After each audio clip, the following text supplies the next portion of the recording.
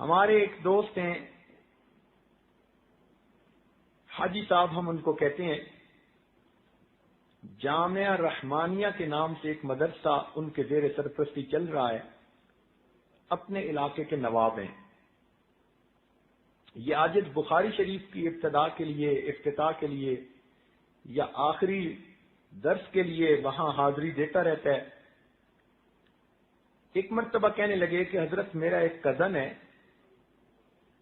بڑا land lord ہے اور اس پورے علاقے کا MNA ہے، ممبر نیشنل اسمبلی، اور وہ 35 سال سے ممبر نیشنل اسمبلی مستقل بن رہا ہے۔ علاقے کے اندر اتنا اس کا ہولڈ ہے کہ وہ اگر کسی کھمبے کو بھی اپنی طرف سے کھڑا کر دے تو لوگ اس کو بھی ووٹ دے کے MNA بنا دیں گے، پارٹی یہ ہو یا پارٹی وہ ہو۔ وہ اکیلا کھڑا ہوتا ہے، آزاد، اور ہر دفعہ MNA بن جاتا ہے، اس کے مقابلے پہ کوئی کھڑا بھی نہیں ہوتا۔ عوام اتنا اس کے ساتھ اٹیچڈ ہیں۔ بنیادی وجہ کہ وہ اربوں پتی انسان ہے۔ یہ پورا شہر جو آباد ہوا یہ ان کی زمین ملکیت تھی، انہوں نے بیچی، لوگوں نے خریدی۔ اب پورے شہر کی زمین جس نے بیچی ہو تو اس کے ایسٹس کتنے ہوں گے؟ کہنے لگا کہ مگر ذاتی طور پر وہ بڑا بگڑا ہوا ہے۔ جوانی میں اس کے والد نے اس کو UK تعلیم کے لیے بھیج دیا اور وہاں جا کے وہ بالکل ویسٹرنائزڈ ہو گیا، اور جب وہ یہاں واپس آیا تو وہاں کے ماحول کو وہ یہاں خود لے کے آیا۔ دین سے اس کو کوئی مس نہیں، گھر میں اس نے پینے پلانے کا سسٹم ابھی بھی رکھا ہوا ہے، اس کے پاس دن رات کے مہمان اب بھی آتے رہتے ہیں۔ اس کی ذاتی زندگی اتنی گندی ہے کہ سوچ بھی نہیں سکتے، لیکن کیونکہ مالدار ہے، لوگوں کے کام کرواتا ہے، لوگ کہتے ہیں جی اس کی ذاتی زندگی کا وہ جانے، ہمارے بیٹے کی نوکری لگوا دی، ہماری مصیبت دور کر دی، ہمارا کیس ختم کروا دیا۔ چونکہ وہ پبلک کے کام کرواتا ہے تو پبلک ووٹ اسی کو دیتی ہے۔ میرا جی چاہتا ہے کہ وہ لکھا پڑھا ہے، اس وقت اس کی عمر کوئی 65 سال کے قریب ہو چکی، تو اگر آپ اس کے ساتھ ملاقات کر لیں تو ہو سکتا ہے اس کی زندگی بدل جائے۔ اس عاجز نے کہا کہ ابھی تو فرصت نہیں، واپس جانا ہے۔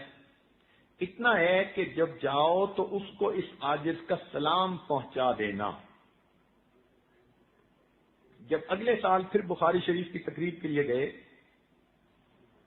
تو حاجی صاحب بڑے خوش، حضرت میں نے پچھلے سال آپ کے سلام دیے تھے، اور MNA صاحب تھوڑی دیر سوچتے رہے، پھر کہنے لگے یار آپ کے پیر صاحب آئیں تو میری بھی ملاقات کروانا۔ تو حضرت آج تو آپ کی میں نے ضرور ملاقات کروانی ہے۔ اس عاجز نے کہا کہ ان کے پاس جائیں اور جا کر کہیں کہ اگر میں آپ کو ملنے کے لیے آؤں تو بئس الفقیر علی باب الامیر، برا فقیر وہ ہوتا ہے جو کسی امیر کے دروازے پہ چل کے جائے، اور اگر آپ ملنے کے لیے آئیں گے تو نعم الامیر علی باب الفقیر، آپ نعم الامیر بنیں گے، فقیر کے پاس چل کے آئیں گے۔ اب آپ بتائیں کہ کیا کرنا بہتر ہے؟ جب حاجی صاحب نے جا کے اس کو کہا، اس نے کہا اچھا میری پجارو نکالیں۔ وہ تو وہی مدرسے میں ہی آ گیا۔ مدرسے کے طلباء نے دیکھا کہ MNA صاحب آ گئے، وہ بڑے حیران کہ اس کا تو دین سے کوئی تعلق ہی نہیں نظر آتا تھا، نہ جمعہ میں، نہ مسجد میں، نہ عید میں، یہ تو بندہ ہی اور طرح کا تھا۔ خیر وہ مدرسہ میں آیا، اس عاجز کے پاس کمرے میں بیٹھا، اس عاجز نے اس کے سامنے تھوڑی دیر توبہ استغفار کے عنوان پر بات کی۔ سنتا رہا، پھر کہتے ہیں حضرت توبہ تو وہ کرے جس کی کچھ نیکیاں ہوں اور کچھ گناہ ہوں، اور جس کے پاس ہو ہی گناہ، نیکی ہو ہی نہیں، وہ کیا کرے؟ اس عاجز نے سمجھایا کہ نہیں، آپ کے پاس بھی نیکیاں ہیں، گناہ بھی ہیں۔ کہنے لگا میں تو کوئی نیکی کا کام نہیں کرتا۔ میں نے کہا دیکھو، نیکی صرف مسلح کے ساتھ وابستہ نہیں ہوتی، نیکی کا پھیلاؤ بہت زیادہ ہے۔ آپ کے پاس بیوائیں آتی ہیں، آپ ان کو سپورٹ کرتے ہیں؟ کہنے لگا جی ہاں کرتا ہوں۔ یتیم بچیوں کی شادیاں کرواتے ہیں؟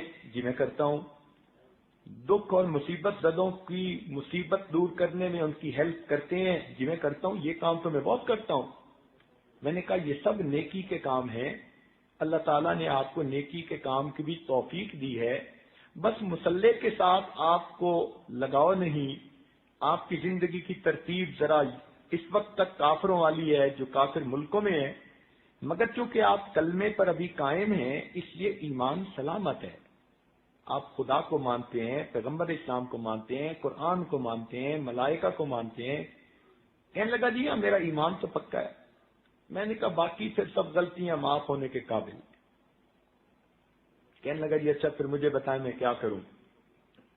اس عاجز نے اس کو یہی بیٹھ کے کلمات پڑھائے اور اس کے قلب پر انگلی رکھ کر اللہ اللہ کی ضرب لگائی اور اس کو کہا کہ بس آپ یہ ذکر مراقبہ کرنا شروع کر دیں۔ یہ عاجز واپس آ گیا۔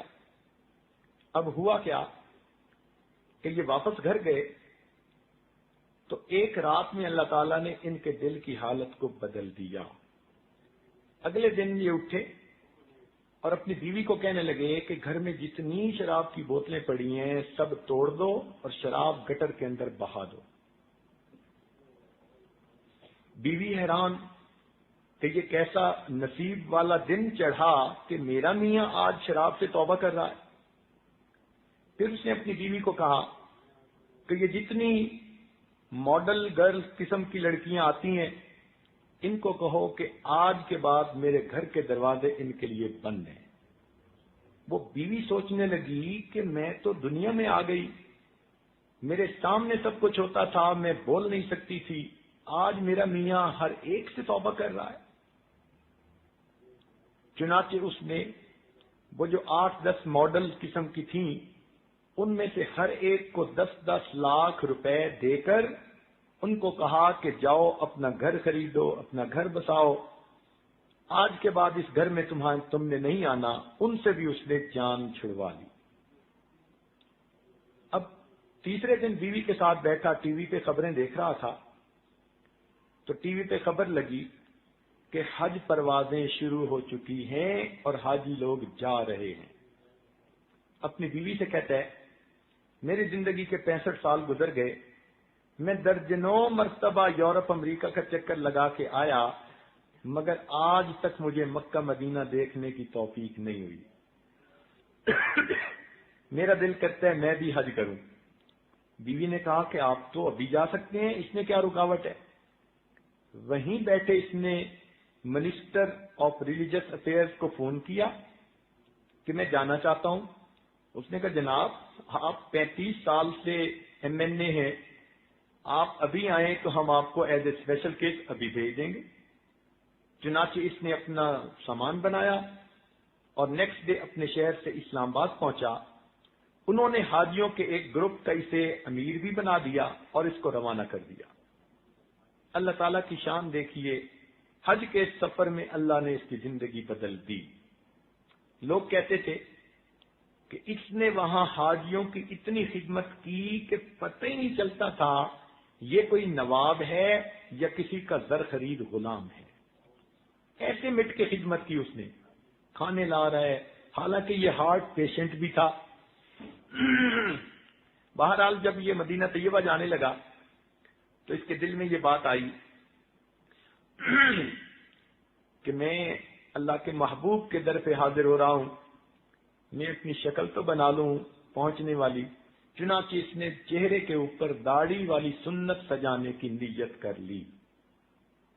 اب یہ حج کے بعد واپس آیا، لوگ حیران، سر پہ ٹوپی، چہرے پہ ریش سجی ہے، 5 وقت کا نمازی بن گیا۔ اب شہر کے علماء کو پتہ چلا تو سب علماء نے مل کے مشورہ کیا کہ پہلے تو ہماری اس سے بنتی نہیں تھی، اب یہ نیک بن گیا، اب ہمارا حق بنتا ہے کہ ہم چل کے جائیں اور ان کو جا کر مبارکباد دیں۔ چنانچہ شہر کے 30-35 علماء ان کی ملاقات کے لیے گئے۔ یہ عصر کی نماز پڑھ کے فارغ ہوئے، اتنے میں باہر بیل ہوئی۔ نوکر سے کہا کہ دیکھو کون ہے؟ اس نے کہا جی علماء ملنے کے لیے آئے ہیں۔ چنانچہ اپنے ڈرائنگ روم میں آیا، سب علماء سے گلے ملا اور مل کے کہتے جی آپ بیٹھیں، میں آپ کے لیے زمزم کھجوریں لاتا ہوں، پھر میں آپ کو حج کی کارگزاری سناؤں گا۔ علماء بیٹھ گئے۔ گھر آیا، بیوی کو کہا کہ اتنے علماء ہیں، ان کے لیے زمزم کھجوریں دے دو۔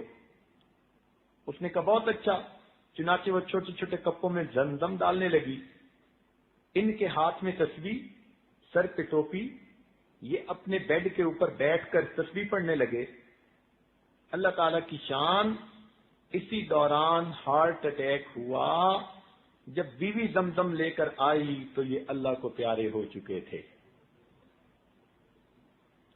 پہلی زندگی دیکھیں کیا تھی، اور یہ دیکھیں کہ اللہ نے بیت کی برکت سے موت کیسی عطا کی۔ حج کر کے آئے ہیں، معافیاں مانگ کے آئے ہیں، چہرے پہ سنت سجائی، سر پہ ٹوپی ہے، باوضو ہے، عصر کی نماز پڑھی، ہاتھ میں تسبیح ہے، اور اس حالت میں ان کو موت آ جاتی۔